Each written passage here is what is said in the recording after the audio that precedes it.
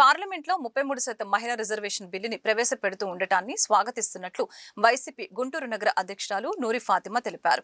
గుంటూరు తూర్పు నియోజకవర్గంలోని క్యాంపు కార్యాలయంలో శుక్రవారం నూరి ఫాతిమా మాట్లాడారు. తమ పార్టీ అధికారంలో ఉన్నప్పుడు మహిళలకి 50% రిజర్వేషన్ ని అమలు చేశామని, ఆ స్ఫూర్తిని ప్రస్తుతం కేంద్రం కూడా కొనసాగించిందని అన్నారు.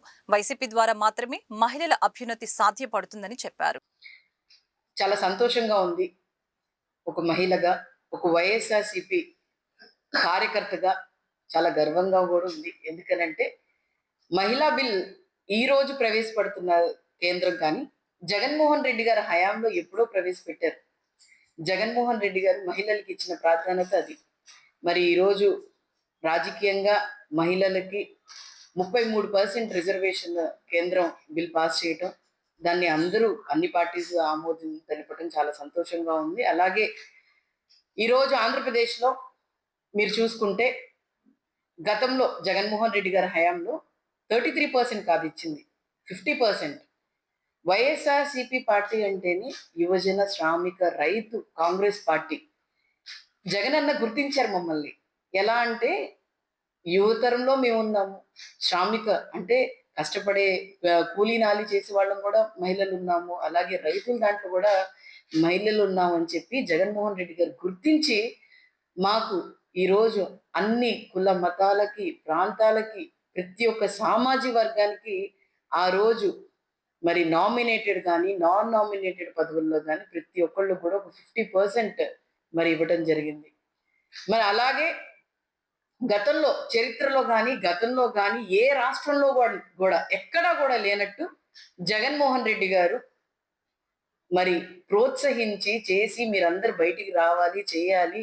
మహిళలకి నేను ప్రాధాన్యత ఏ విధంగా ఇస్తున్నాను, పథకాల ద్వారానే కాదు. ఎలా అంటే నేను అమ్మఒడి, ఆసరా, చేయూత, చేదోడు ఇవి ఈ ద్వారా కాదు. వాళ్ళకి రాజకీయంగా కూడా వాళ్ళకి అవకాశాలు ఉండాలి అని చెప్పి మరి జగన్మోహన్ రెడ్డి గారు అవకాశం ఇవ్వటం జరిగింది. ఆ అవకాశం ద్వారా మరి కేంద్రం ఎవరి అంటే ఎవరి సలహా తీసుకుందో తెలియదు. జగన్మోహన్ రెడ్డి గారిని ఒక ఎగ్జాంపుల్ గా తీసుకుందో నాకు తెలియదు, కానీ ఈ రోజు 33% ఇవ్వటం చాలా సంతోషంగా ఉంది. అలాగే మరి ఈ కూటమి ప్రభుత్వం చెప్పుకోవాలి. ఎందుకనంటే వ్యత్యాసం చాలా ఉంది, డిఫరెన్సెస్ చాలా ఉంది. ఎలా అంటే గతంలో 5 సంవత్సరాలు జగన్మోహన్ రెడ్డి గారి హయాంలో గర్వంగా తిరిగిన ప్రతి ఒక్క మహిళ ఈ రోజు బాధపడుతుంది, ఈ రోజు తలదించుకొని ఉంది. ఎందుకనంటే ఎక్కడా కూడా సామాజిక న్యాయం లేదు. ఎక్కడా కూడా ఉన్నత వాళ్ళకే పదవులు ఉంటున్నాయి కానీ కింద వర్గాలకి పదవులు ఉండట్లేదు. ఎవరో ఈరోజు నేను విన్నాను, ఒక ఎంపీ గారు అంటున్నారు, గత జగన్మోహన్ రెడ్డి గారి హయాంలో మహిళలు నిజంగానే చాలా బాధపడ్డారని చెప్పి. ఒక్క మహిళను అడగండి, ఎవరైనా బాధపడ్డారా, ఎవరైనా ఇబ్బంది పడ్డారా, ఎవరికైనా పథకాలు రాలేదా, ఎవరికైనా గౌరవం లేదా? గౌరవం ఇచ్చింది జగన్మోహన్ రెడ్డి గారు, గౌరవం తీసుకొని వచ్చింది మహిళలకి జగన్మోహన్ రెడ్డి గారు. గర్వంగా ప్రతి ఒక్క మహిళ చెప్పగలుగుతుంది.